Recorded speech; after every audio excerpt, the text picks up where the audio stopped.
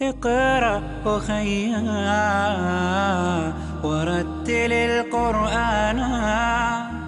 اسلام عقائد کا مذہب بھی ہے، اعمال کا مذہب بھی ہے۔ اسلام میں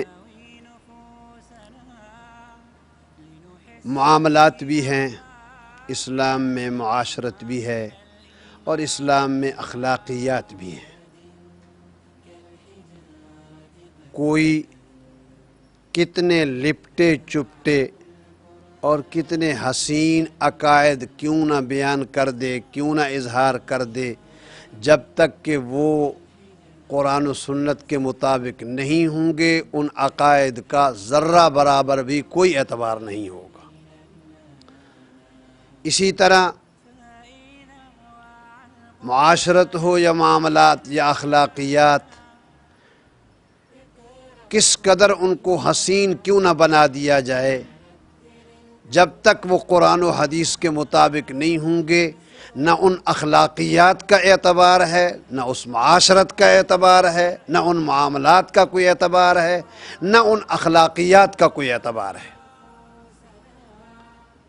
در حقیقت ہمارے معاشی مسائل ہوں یا معاشرتی مسائل، ان کا حل کائنات پیش کرنے سے قاصر ہے۔ ان کا اگر حل پیش کیا ہے تو قرآن و حدیث نے پیش کیا ہے۔ قرآن و حدیث کے علاوہ ہٹ کر اگر کسی نے کوئی حل پیش کیا ہے تو وہ عارضی ٹھہرا، وہ وقتی ٹھہرا، اور اس کے بعد اس نے الجھاؤ پیدا کیے، اس نے مصائب پیدا کیے، اس نے مشکلات پیدا کیے۔ ہمارے معاشرتی مسائل ہوں یا معاشی مسائل ہوں، اخلاقیات ہوں یا معاملات، جب تک کہ ان کو قرآن و سنت کی کسوٹی پہ پرکھا نہیں جائے گا، اس وقت تک ان کا کوئی اعتبار نہیں ہوگا۔ جناب نبی کریم صلی اللہ علیہ وسلم نے رہنے سہنے کے آداب میں سے ایک حدیث میں نے پڑھی ہے، جو آپ صلی اللہ علیہ وسلم نے فرمایا دنیا کے اندر جب انسان آتا ہے تو کوئی دوست بھی بن جاتے ہیں، کوئی دشمنی بھی ہو جاتی ہے۔ اب کیسے رہنا ہے کہ تمہارے رہن سہن کو دیکھ کر غیر اپنے بن جائیں، ان پر اسلام کی حقانیت واضح ہو جائے۔ سب سے پہلے فرمایا کہ اگر کوئی تم سے قطع تعلق قائم کرنا چاہے اور ہٹنا چاہے، دور ہونا چاہے، تو تم اپنا سینہ ان کے لیے کھول دو، ان کے ساتھ صلہ رحمی کرو۔ اور اگر کوئی تم پر ظلم ڈھاتا ہے، ظلم کرتا ہے، تو نبی علیہ السلام نے فرمایا اس کے بدلے میں کوئی اگر تلخ بات کرے تو اس کے مقابلے میں مکے مت دکھاؤ۔ کوئی اگر تلخ بات کرے تو اس کے مقابلے میں آپ لاٹھی اور ڈنڈے کو نہ استعمال کرو، بلکہ فرمایا کہ وَاعْفُ عَمَّنْ ظَلَمَكَ، اگر کوئی تم پر ظلم ڈھاتا ہے تو برملا اعلان کر دو، میں اس محمد الرسول اللہ کا امتی ہوں جو پتھر کھانے کے بعد بھی دعائیں دیا کرتا تھا، میں اس کا امتی ہوں۔ وَاعْفُ عَمَّنْ ظَلَمَكَ،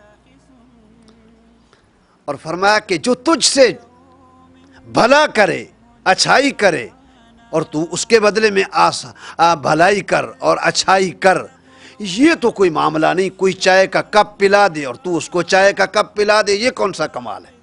یہ کمال نہیں ہے۔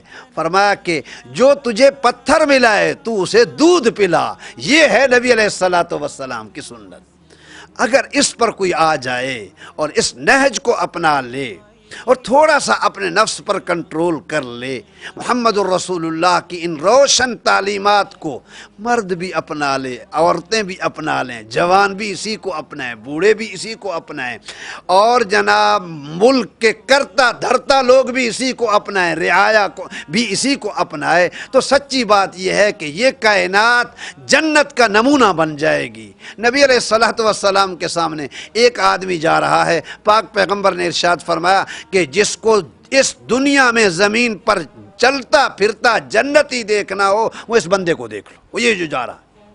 لوگ حیران ہو گئے کہ اس کے اندر کون سی صفت ہے؟